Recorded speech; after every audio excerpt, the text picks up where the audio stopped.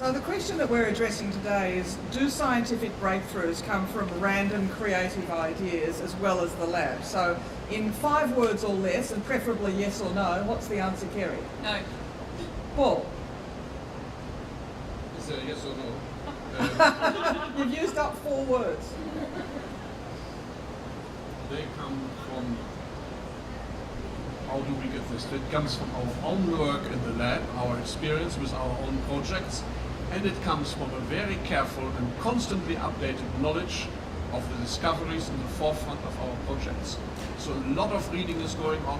Keep in mind that in 2011, on the term glioma, which is the most frequent brain tumors, 2,700 articles were published. That is more than 200 per month. Now you can narrow this down by databases and so forth. However, you have to be really in the forefront of knowledge what is going on, and you have to do this also to avoid any duplication. So the scientist must first be very well informed. And then how does he get the idea? It's unpredictable. You sometimes go to a scientific meeting, you have high expectation, and that's it. Then you go to a small meeting, you don't expect much, and suddenly somebody says one word, mentions one experiment, and say, that's it. You go home and say, look, that's the angle. He didn't even know that you gave you this input, you know. So you must be alert all the time, always know what's going on, and then listen. And also, important, when you've got results, you must publish. There are scientists who do good work, but they can't finish, and they're delayed with publish. A work that isn't published doesn't exist, let's face it. It doesn't exist. And therefore, the kind of motto for a successful scientist is late to bed and early rise, work like hell, and advertise. You know this from your business. So Cath, what's your view on the question? Well, in the spirit of controversy, I'll say that I think it is creative, but I think it takes a creative mind to take the science that we know about and see what needs to be done next. So if we know a well-established biological pathway or marker, knowing what to do next or what to study next about that process to make some gains that translate into patient outcomes, for me that's true creativity. Thank you. Now back to the issue about we being a remote island. I'm not sure that I like to think of ourselves as that, but we being a remote island, it's just Australia. What impact can we as Australians actually make in terms of brain cancer research? Kerrie, do you want to go first? I was going to say, I said it, didn't I? Yeah. I've been asked that question a fair few times and actually don't know the answer of how we can change things. The way I tend to do things, which is probably maybe the right answer, not the right answer, is I try and collaborate as much as I can. So rather than dwelling on the limitations that we have here, I try and outsource as much as I can and collaborate as much as I can. So in Australia, the scientists, I can actually count them on one hand of how many scientists are doing brain cancer research. So we work together. So my lab's an expert in brain banking and XYZ, another lab is experts in another area. So you guys do this, I'll do that, and then we can actually work together and get through this. So it's not about for me, oh God, I've got nothing. It's about extending yourself and collaborating as much as you can. There's a lot that we can learn from our overseas counterparts.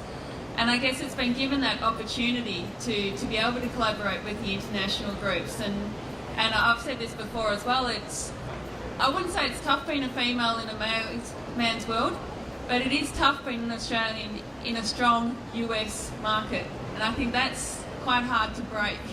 And so you go to these US conferences and it is always the Australian and New Zealander who don't get those talks. So you've got to break through that. And if it means going to the pub and having a drink after the conference, then you do that. So I guess you need to find ways to extend yourself and collaborate to make a difference. Paul? Well, I think, Kerrie, you somewhat underrate Australian contributions to cancer research. You have excellent groups for cancer in Australia. Cancer research is very strong in cancer immunology, for example. There have been some super contributions to the field. What I think is what we need and perhaps can improve is that we work together, also in a local scene.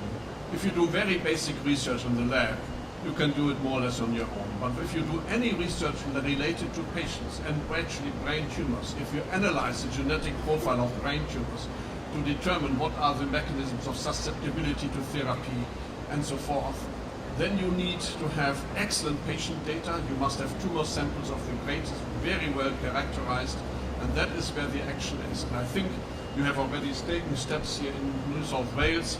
You have a common brain tumor bank which scientists can rely on and profit from for their own research. And I think there are today mechanisms of collaboration with overseas colleagues than never before. I mean, our oncologists here at the North Shore Hospital and also in Prince of Wales, they contribute patients to big clinical trials because the improvement in therapy is really stepwise. Sometimes it's just 10% improve. When you say 10%, well, 10% is quite a lot for a patient with brain cancer. But in order to be sure that it's really 10% improvement, you need large numbers of patients. Even the United States can't do this alone any longer, so there are big trials with patients recruited from the United States, from Europe and from Australia, all put together in one clinical trial to validate, is this new therapy really better than the other one, the existing one? So it's a stepwise process, and this is very important, and I think Australia and the research community in Sydney can significantly contribute to this goal. Yes, but I do think that we need to improve our translational research somewhat. I mean, translational research is basically taking an idea from the laboratory bench and making sure that a patient benefits from that idea. And that's where we're struggling, is that point at the moment. And I think hospitals, general health, needs to support cancer research. I think it needs to come from the top down, it needs to come from the clinic, it needs to come from the hospital to actually embrace these ideas.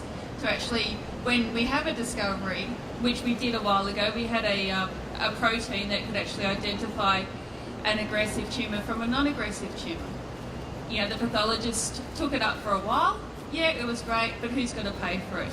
And then it went through this whole rigmarole of who was going to pay for this test. And then it never got done. It fell through the wayside. So, look, I think, you know, science can only do so much, but it needs to have that other partnership level with the clinic. Cath, this is your area, policy and strategy. What have you got to say? So, Kerrie's right. We don't have a system that particularly supports clinical research. So that's one of our biggest challenges in Australia and in New South Wales. So it's really a change of mindset with clinicians and researchers to work together to really make clinical research part of routine care. So if you go into hospital, you should have access to the latest therapies. You should have access to a clinical trial or clinical research if that's what you choose to do. And that actually brings me to one of our greatest strengths in Australia and in New South Wales, is that we have a population who's incredibly supportive of research. And we have a population base who is incredibly supportive of participating in research. So that's not the problem. We don't have trouble in trying to encourage patients to be on board in clinical research. It's having the systems that allow them to do that allow clinicians and researchers to enrol patients on clinical trials. And we've spoken a bit about the issues about it costs more here, about patient numbers and all those type of things. But what we can ask is people here, people in the community, patients, to really advocate for more funding for cancer research and to advocate for those system changes that we really need so that we can make progress in clinical research. But another thing that I'll touch on as well is another strength in Australia, and it's something that both Paul and Kerrie have touched upon, is our ability to build tumour banks. And that's really what we need in brain cancer, and it's what we have established through Kerrie's work in particular at the Lowy Institute. And to make progress in research, we need to collect tissue so that we can do studies, but along with that tissue, we need information about the patient. We need to know their history, their environmental history, their clinical history, as much information as we can. And that's something that we do really well in Australia, is collect tissue and data that is of good quality, that you can do good quality research on. And because of Kerrie's work in particular in building that biobank, we're going to see some really interesting studies come through in the next few years that take advantage of that basic infrastructure that's been built.